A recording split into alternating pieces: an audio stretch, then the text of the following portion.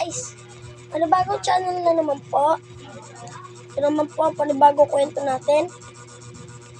Oops, huwag niyo po kakalimutan mag-like, share, at subscribe. Magbabasa po tayo. Ito po. Ang makabagong aklat ni Langgam at Tipaklong. So, babasahin ko na po.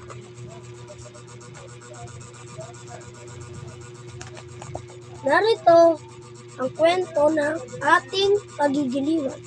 Ang kwento ni Langgam at Tipaklong na ating nakasanayan.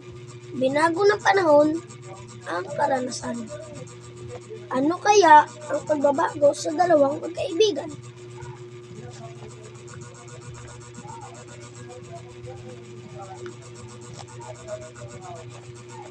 Isang araw, nakasalubong sa daan ang dalawang magkaibigan. "O kaibigang Langgam, kamusta ka na?" tanong ni Tipaklong. "Mabuti naman kaibigan. Tipaklong, ikaw, kamusta na?" Pagkatapos nagmalakas na bagyo at baha ay hindi na kita nakita. "Ano ba ang pinagkaabalahan mo, kaibigang Tipaklong?" tanong ni Langgam. Oo nga, naalala ko. Anoon? Akala ko tuluyan na akong mamamatay sa lamig at gutom. Mabuti na lang at kinupkop mo ko. Magpapasalamat ako sa iyo dahil isa kang tunay na kaibigan. Kaya naman, mula noon nagbago na ako. Pagmamalaki niya, pinagpatuloy ko ang aking pag-aaral at marami akong natutunan sa aming paaralan. Masayang sabi ni Tipaklong. Alam mo ba na kaming mga Tipaklong pala ay may kakayahang sumukat ng temperatura at pagsiyap? Dahil dito, nalaman ko na nagbago na ang klima dito sa ating lugar, pati na ang buong mundo, at tinatawag itong climate change. Climate change. Ano yun, kaibigan? Tanong ni Tipaklong. Tanong ni Langgam. Sorry.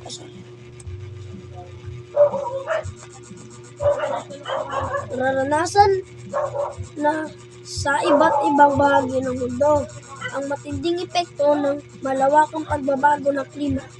Ayon sa mga siyentipiko, ang nangyaring pagbabago ngayon ay dahil sa global warming o pag-init ng mundo. Paliwanag ni Tipaklong. Aba, talagang nagbago ka na, kaibigang Tipaklong. Ang dami mo nang alam, masaya sabi ni Langgam. At ito pa, kaibigang Langgam, ang bansang Pilipinas ay isa sa pinaka-apektado ng pagbabago ng klima sa daigdig. Kaya dapat tayo ay laging nakahanda, ang wika ni Tipaklong. Kaya't iniimbitahan kita na dumalo sa pag-aaral tungkol sa kung paano maganda sa panahon ng sakuna. Paanyaya ni Tipaklong. So, sino po ang nagsabi tungkol sa klima? Tama, si Tipaklong. May ganoon pa ba? Kaibigan, sige, kayo na.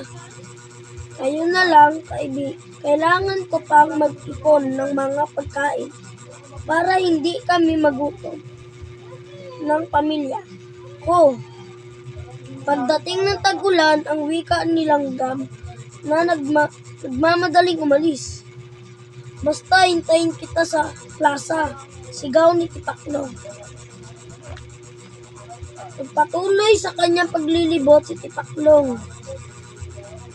sa kanilang lugar, mag-imbita ng mga dadalo sa pag-aaral. Ito pala ang pinagkakaabalahan ni Tipaklong sa mga maghapon. Masaya si Tipaklong sapagkat marami dumalo sa kanyang imbitasyon. Tuloy kayo mga kaibigan, masaya pa ang yaya niya. Doon ay tinuro niya kung paano maghanda sa panahon ng mga sakuna, gaya ng lindol, baha, bagyo at pagputok ng bulkan. Pinakita niya sa kapwa insekto kung paano ang paraan ng tinatawag na drop, cover, and hold on.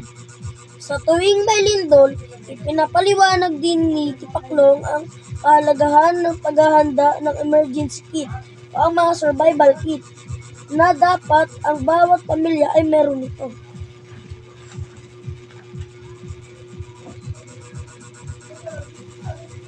Mahalaga rin sa pangangailangan natin ang ating kapaligiran. Dahil dito, tayo nakatira at nabubuhay, nakangiting paliwanag niya. Maraming paraan upang makatulong tayo. Ilan dito ay ang mga sumusunod. Magtanim ng mga puno at halaman. Gumamit ng bumbliyang pang matagalan at matipid sa konsumo ng kuryente gaya ng compact fluorescent light bulb o CFL bulb. Labhan ng sabay-sabay ang mga dami at isampay na lamang sa sikat ng araw para makatipid sa tubig at kuryente.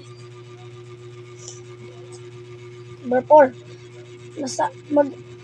Masanay magdala ng sariling reusable na lagayan ng pinamimili gaya ng eco bag. Number 5. Paghiwa-hiwalayin ang mga basurang nabubulok at hindi nabubulok. Ang mga nabubulok na basura ay magagamit nating pataba at ang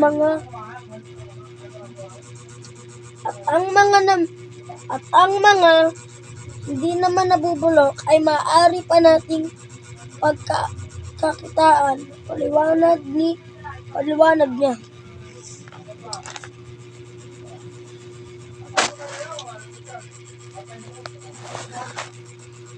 Habang si Tipaklong ay abala sa kanyang pagtuturo, hinahanap naman ng kanyang mga mata ang kaibigan na si Langgam. Nalungkot siya dahil hindi niya ito nakita sa pag-aaral. Hindi nagtagal at dumating ang araw na kinakatakutan ng lahat. Isang malakas na lindol ang kanilang naranasan. Dahil sa lakas nito, natumba ang mga puno at nasira ang kanilang mga bahay.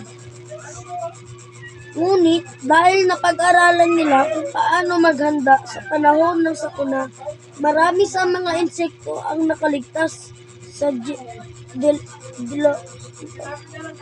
delubyo. Maliban kay tulungan nyo kami, sigaw ni Langgam. Dali-daling hinanap ni Tipaklong ang pinanggagalingan ng sigaw na iyon. At saka dumalo patungo sa kinalalagyan ng pamilya ni Langgam. Mabuti naman at ligtas kayo, kaibigan, ang wika ni Tipaklong. Sorry kaibigan, Tipaklong, kung dumalo lang sana ako sa pag-aaral na ibinahagi ko, sana hindi kami ganito. Muntik ko pang ipahamak ang buhay ng aking pamilya dahil sa kapabayaan ko. Naging abala ako sa pagtatrabaho at hindi pinansin ang mga babala upang makapaghanda at mag-ingat. Malungkot na sabi ni Langgam. Huwag ka nang malungkot, kaibigan. Ang mahalaga ay ligtas na kayo, sabi ni Tipaklong. Lagi nating tatandaan na hindi natin alam kung ano ang mangyayari sa ating hinaharap. Kaya't ang tanging magagawa lamang natin ay ang maganda upang patuloy tayong maging ligtas at makasama pa ng matagal ang ating pamilya. Ang sabi ni Tipaklong, tandaan ang sakuna ay iwasan kung atin itong paghandaan. Aba, at talagang nagbago ka na, ha? Hindi na ikaw ang tipaklong na nakilala ko. Ikaw na ang tipaklong na aking laging handang tumulong. Ang buong bayan ay nagsaya dahil sa pagbibigay aral at pagbibigay babala ni Tipaklong. Kaya't binigyan parangal ang kanyang kabayanihan. Mula noon, naging matulungin na si Tipaklong at maging matalino. The end. Kaya na po. Bye-bye po.